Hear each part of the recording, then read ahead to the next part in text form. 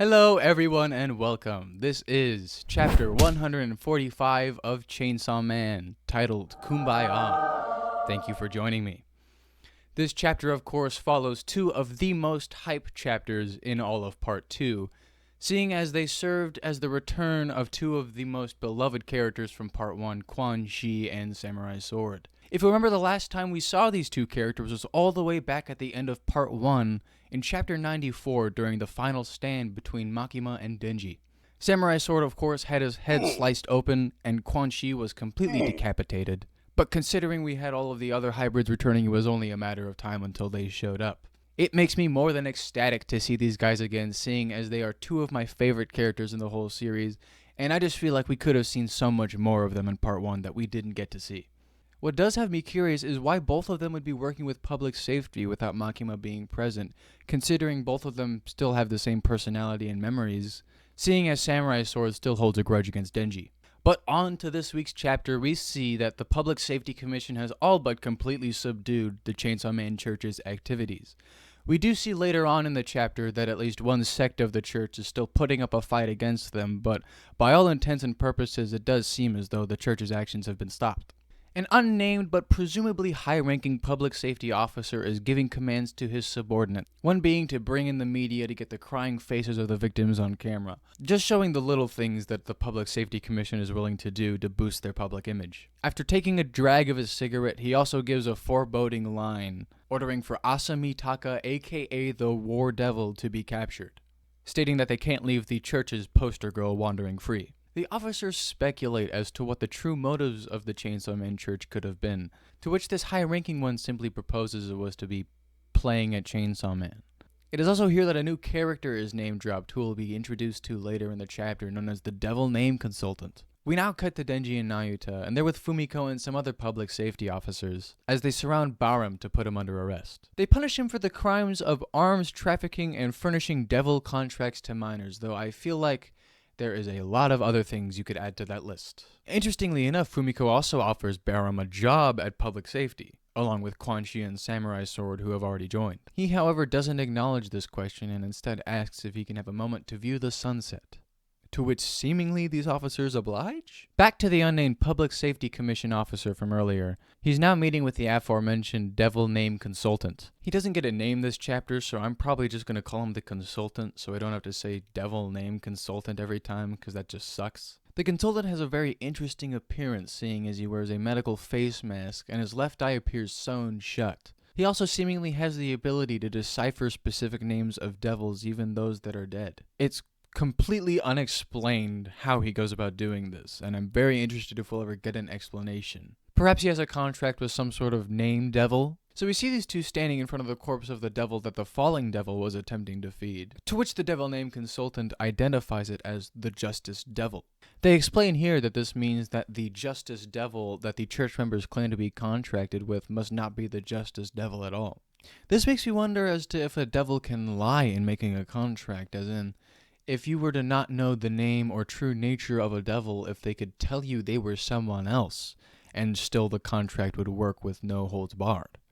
Moving on, we see Asa in her apartment as she and Yoru watch a live news broadcast of the Public Safety Commission raiding the Okinawa chapter of the Chainsaw Man Church. And Asa is of course shocked to see the church's actions. And it's here we see the return of the ever-ominous front door devil, as nothing good ever seems to come from opening the front door in this universe. A voice behind the door commands the War Devil to get on the ground and surrender. The situation truly seems dire for a moment before Asa reveals that she has a contingency plan for this exact sort of circumstance. She reveals an ingenious plan to turn her own apartment into a weapon and to have Yoru take control afterwards. I love seeing Asa become more and more accustomed to her new powers. Seeing as her powers are so unique and visually awesome, I'm just dying to see her use it more, even if it's not in this very chapter. And Yoru also comments on how much more wild Asa has gotten since their first meeting. But as Asa prepares to transform her apartment into a weapon, the doors burst open by a tentacle as Yoshida appears behind her in a quick flash before she can even finish speaking.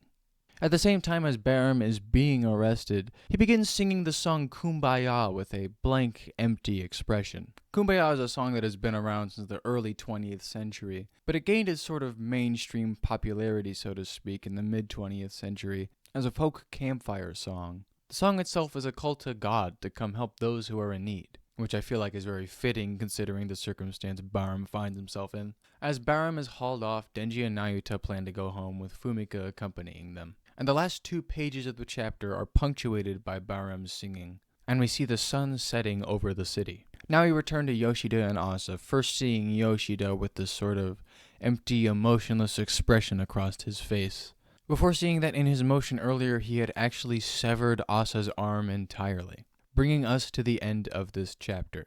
And what a chapter! The Chainsaw Man Church is seemingly done for.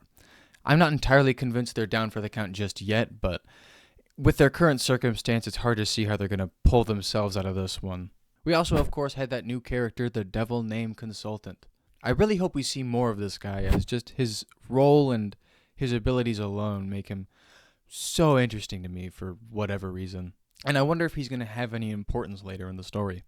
Now, one of the most obvious questions that this chapter leaves us with is who could be the impersonator of the Justice Devil, and what could their motive possibly be? With it already being difficult to determine characters like Fami or the fake Chainsaw Man's motivations, adding this to the pile is just a whole new needle in the haystack to find. And is this truly the end for Asa here, or can Yoru pull something to get them out of this mess? What might become of Asa and Yoru should she be captured by the Public Safety Commission in this situation? And if she was captured, what might Denji do in response to that information? And of course, with all of these hybrids being back, it just begs the most important question. When is Reize showing up? And what role might she play in the story? Seeing as every other hybrid that fought against Denji at the end of the series has returned, I see no reason as to why she will not be showing up. And to bring this discussion to a close, I'm going to do what I completely forgot to do in my last One Piece chapter review and actually rate the chapter. This chapter definitely was not anywhere near as much of a hype fest as the previous 2 have been, but that doesn't mean it didn't have some very good moments, and leave us with some more very interesting questions that have yet to be answered. But overall, I'd say this chapter was a 7 out of 10 for me. Let me know what you guys think. Do you agree or disagree? What are your personal ratings for the chapter below, and what do you think will happen next time? Chapter 146 should be dropping next week, so I'll be back to see you then. And until then, I hope you have a wonderful day, and I'll see you next time.